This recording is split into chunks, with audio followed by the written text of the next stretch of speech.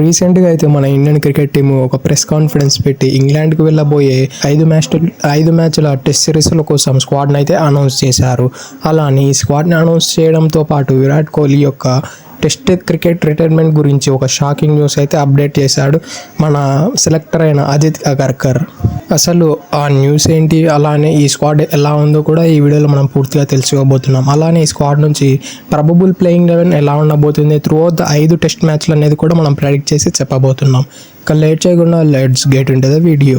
ముందుగా విరాట్ కోహ్లీ యొక్క test cricket retirement విషయానికి వస్తే, విరాట్ కోహ్లీ బీసీసీఐకి దాదాపు ఏప్రిల్లోనే చెప్పేశాడంట ఈ ఇయర్ నేను టెస్ట్ క్రికెట్కి అందుబాటులో ఉండకపోవచ్చు, బహుశా నేను రిటైర్ తీసుకుంటానేమో అని ఒక న్యూస్ అయితే అప్పుడే చెప్పాడంట. ఆ తర్వాత విరాట్ కోహ్లీ కొన్ని రోజులు తీసుకున్న తర్వాత అతడు మే నుంచి అతని రిటైర్మెంట్ గురించి పెద్దగా సర్క్యులేట్ అయిపోయింది. ఆ తర్వాత అయితే విరాట్ కోహ్లీ మే 12న అయితే రిటైర్మెంట్ అనౌన్స్ చేశాడు టెస్ట్ క్రికెట్కి. అది కూడా రోహిత్ శర్మ రిటైర్మెంట్ తీసుకున్న తర్వాతనే విరాట్ కోహ్లీ యొక్క టెస్ట్ క్రికెట్ రిటైర్మెంట్ అయితే చాలా వరకు వైరల్ అయ్యింది. చాలామంది అయితే విరాట్ కోహ్లీని టెస్ట్ క్రికెట్లో కంటిన్యూ చేయమని బీసీసీఐ కొంతమందిని పంపించిందని చాలా రూమర్స్ అయితే వచ్చాయి. కానీ ఇవన్నీ కొట్టిపడేస్తూ అవేం జరగలేదని కూడా అజిత్ అగర్కర్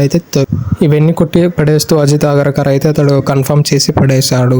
ఇక ఇండియన్ స్క్వాడ్ విషయానికి వస్తే, బ్యాటర్ల విషయానికి వస్తే శుభం గిల్, యశస్వి జైస్వాల్, కేఎల్ రాహుల్, సాయి సుదర్శన్, అభిమన్యు ఈశ్వరన్, కరుణ్ నాయర్. బౌలర్స్ విషయానికి వస్తే బుమ్రా, సిరాజ్, ప్రసిద్ కృష్ణ, ఆవేష్ ఖాన్, ఆకాష్ దీప్, హర్షదీప్ సింగ్, కుల్దీప్ యాదవ్. అలానే వికెట్ కీపర్ల విషయానికి వస్తే రిషబ్ పంత్, ధ్రువ్ జురేల్. అలానే ఆల్రౌండర్ల విషయానికి వస్తే నితీష్ కుమార్ రెడ్డి, రవీంద్ర జడేజా, వాషింగ్టన్ సుందర్, శార్దుల్ ఠాకూర్. అలానే ఈ స్క్వాడ్లో అయితే మనల్ని మెయిన్గా ఇంప్రెస్ చేసేదైతే కరుణ్ నాయర్ మరియు సాయి సుదర్శన్, వీళ్ళ ఇద్దరిని తీసుకోవడం అయితే ఇదైతే one of the most impressible decision చెప్పుకోవచ్చు. మెయిన్లీ సాయి సుదర్శన్ అయితే అతని కన్సిస్టెంట్తో టన్నుల కొద్ది రన్స్ సాధిస్తూ ఉన్నాడు T20 క్రికెట్, అలానే టెస్ట్ క్రికెట్లో, డొమెస్టిక్ సీజన్స్లో. అలానే అతడు ఇంగ్లాండ్కి వెళ్ళి కౌంటీస్కి ఆడిన ఎక్స్పీరియన్స్ ఉంది. అభిమన్యు ఈశ్వరన్ కూడా లాస్ట్ సీజన్ ఇంగ్లాండ్కి వెళ్ళి కౌంటీస్ ఆడి లిటరల్లీ 50 యావరేజ్ అయితే మెయింటైన్ చేశాడట. అలానే కరుణ్ నాయర్ అయితే రీసెంట్గా మనం చూసాం విజయ్ హజారే మరియు టెస్ట్ క్రికెట్లో రంజీ ట్రోఫీలో అయితే టన్నుల కొద్ది రన్స్ సాధిస్తూ ఉన్నాడు విత్ ద యావరేజ్ ఆఫ్ 70. అలానే స్ట్రైక్ రేట్ కూడా 90 స్ట్రైక్ రేట్ మెయింటైన్ చేస్తూ చాలా ఫాస్ట్గా రన్స్ అయితే సాధిస్తున్నాడు. అలానే కరుణ్ నాయర్కి ఇంగ్లాండ్ పైన అయితే మంచి రికార్డ్స్ ఉన్నాయి. అతనికైతే లాస్ట్ 2017 ఆర్ 2016 ఏమో ఒక ట్రిపుల్ సెంచరీ కూడా ఉంది అగైన్స్ట్ ఇంగ్లాండ్. కాబట్టి డెఫినెట్లీ అతడైతే ఇంగ్లాండ్ పైన ఈ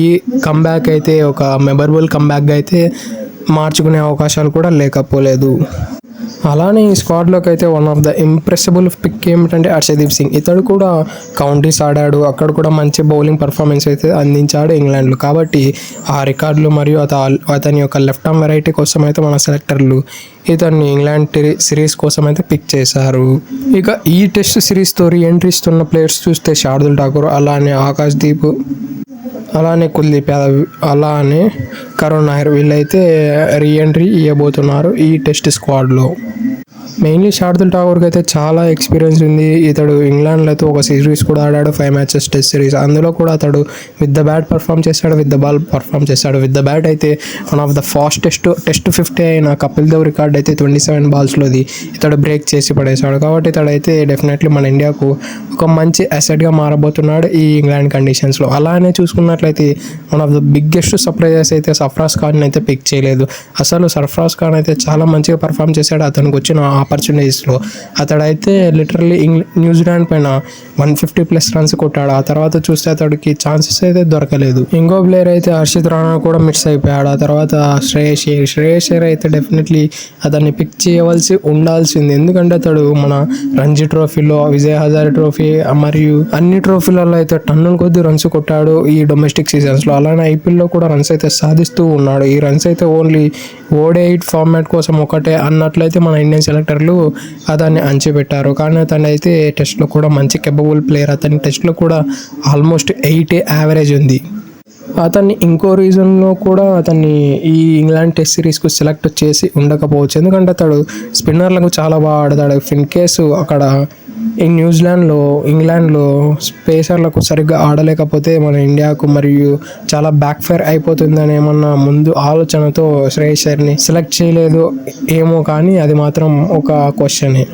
ఇక ప్రాబబుల్ ప్లేయింగ్ 11 విషయానికి వస్తే నాకు తెలిసినంత వరకు అయితే కేఎల్ రాహుల్, జైస్వాల్ అయితే ఓపెనింగ్ చేస్తారు. 1 డౌన్లో గిల్, అలానే నెంబర్ 4లో సాయి సుదర్శన్ ఉంటాడు, నెంబర్ 5లో రిషబ్ పంత్, నెంబర్ 6లో కరుణ్ నాయర్, నెంబర్ 7లో ఎన్కేఆర్, నెంబర్ 8లో రవీంద్ర జడేజా, నెంబర్ 9లో హర్షదీప్ సింగ్, నెంబర్ 10లో మొహమ్మద్ సిరాజ్, నెంబర్ 11లో Mohammed Siraj. If in case Mohammed Siraj or Bumrah అయితే 5 మ్యాచ్లు అయితే ఆడకపోవచ్చు వాళ్ళ ఫిట్నెస్ని బేస్ చేసుకొని. అజిత్ అగర్కర్ అయితే ఆ ప్రెస్ కాన్ఫరెన్స్లో క్లియర్గా చెప్పేశాడు. దీనికోసం వీళ్ళకు పర్ఫెక్ట్ రీప్లేస్మెంట్గా అయితే ప్రసిద్ధ్ కృష్ణ అయితే ఉన్నాడు. ప్రసిద్ధ్ కృష్ణ ఐపీఎల్లో ఫ్లాట్ ట్రాక్స్ పైన తనైన లైనర్ లెంత్లతో అయితే చాలా వరకు ఇబ్బంది పెట్టాడు అందరినీ. కాబట్టి అతడైతే డైరెక్ట్గా ప్లేయింగ్ లెవెల్లో వచ్చే అవకాశాలు చాలా ఎక్కువగా కనిపిస్తూ ఉన్నాయి. ఇంకా నెంబర్ 4లో సాయి సుదర్శన్ వద్దు అని అనుకుంటే నెంబర్ 6లో ధ్రువ్ ఆడించి నెంబర్ 4లో కరుణ్ నాయర్ని ఆడించే అవకాశాలు చాలా ఎక్కువగా ఉన్నాయి. కరుణ్ నాయర్ అయితే 100కి 200% ప్లేయింగ్ లెవెల్లో ఉండే ప్లేయర్.